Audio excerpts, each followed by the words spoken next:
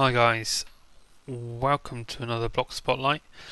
Today we're going to be looking at the supplier pipe. It's another logistics pipe and it's going to help us keep things stocked in whatever machines or processes that we have set up that might use stuff or need resources or fuel or something. This pipe's going to help us keep them stocked. Now if you have a look at the block itself, compared to the basic pipe, which has got a clear on the inside, this has a yellow cross, and the provider pipe that we looked at before has a yellow square.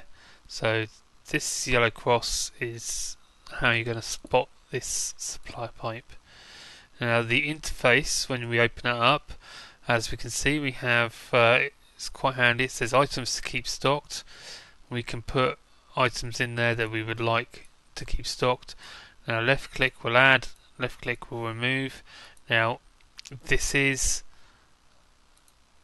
sensitive to how many items are in there, so if you right click you can increase this by 1, left click will decrease by 1, except for the initial click, and then the initial click on an empty box will put a whole stack, or it will put if we've got half a stack, it will put half a stack. Basically, however many you're holding, a single left click will fill that up, and then left click will remove. This interface itself is got quite a few ways of being able to add and remove things in itself. Now if we shift right click, and we will fill up the whole square with the number of stacks we've got. So if you wanted to fill that up with a whole stack of basically the maximum that you can set it up for, shift right click is going to do that for you. Or you can then shift left click to reduce them by 10, shift right click on an existing stack. Actually you can go higher, but I wouldn't recommend it. Things tend to go wrong when you do that. Then we have down here the partial request button, yes or no. Now if you have 64 items in there and partial request is set to no, this isn't going to request any yellow wool until there's 64 yellow wool for it to request available. If there is not that many, it will not request. If you set it to partial request though, it will request it even if it can't fulfill the full 64. Now this can cause some problems if you have a large number of things set up and you have a very small supply.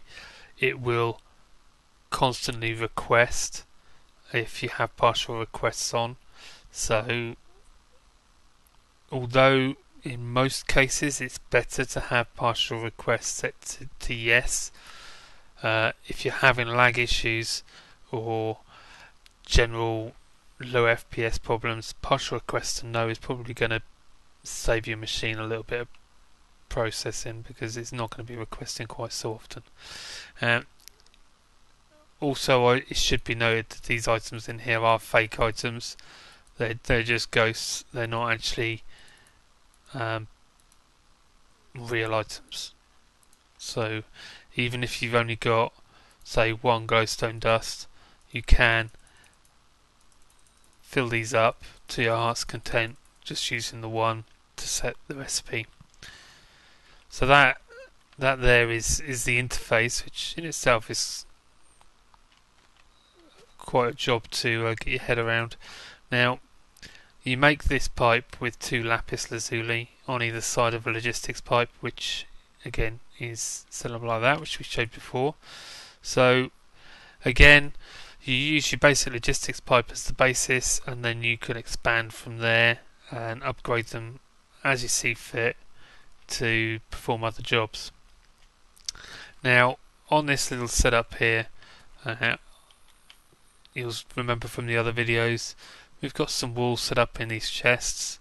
So I have over here a supply pipe set up, and what I'm going to say is I want you to keep 32 yellow wool in there, and we'll let partial requests go on. Now what should happen is this will start pulling yellow wool from the chest over there with the yellow wool in, and that's going to leave 32 items in here. So if, for instance, this was a steam engine or something like that that was using coal, we were requesting coal, and some of that coal got used, what's going to happen? This supply pipe is going to request to fill that back up. So we've now got 32 back in there, and we can keep doing that as often as we please, and it's going to keep requesting to make sure it's always keeping 32 in stock. Now if we have this to partial request no, again it's going to keep requesting because there are more than enough yellow wool available. So in this particular case we won't notice any difference because we have the wool available.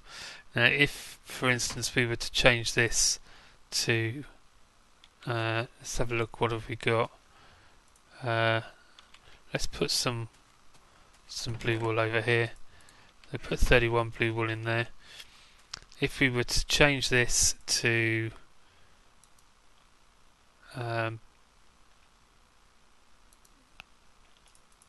light blue wool, and we want to keep 60 light blue wool in stock at all times, partial requests no, we only want to request light blue wool when we have enough light blue wool to satisfy the requirements, and at the moment we have 34. So in order to get this to work I'm going to have to put some more in there, and then we should start seeing this appear. And that will only happen because we've now got more wool available than this supply pipe is requiring. So that's basically how the partial request toggle works. It just won't request if there isn't enough items to fulfill the whole request. And that in a nutshell is the supply pipe. It's one of the few blocks that will create an active request on the network. Now if we had crafting pipes and a crafting setup, which will be a block I cover soon, what you will see is that this will actually have things auto craft for it if it needs to, but that's purely because it's making an active request on the network, and there are many pipes that do that. There's really two ways of making an active request. One's a supply pipe, and one is requesting with the requesting tool. So there we go, guys. There's the supply pipe. If I've missed anything out, and I'm sure I have done because these pipes can get quite go as in depth as you like with them, please let me know.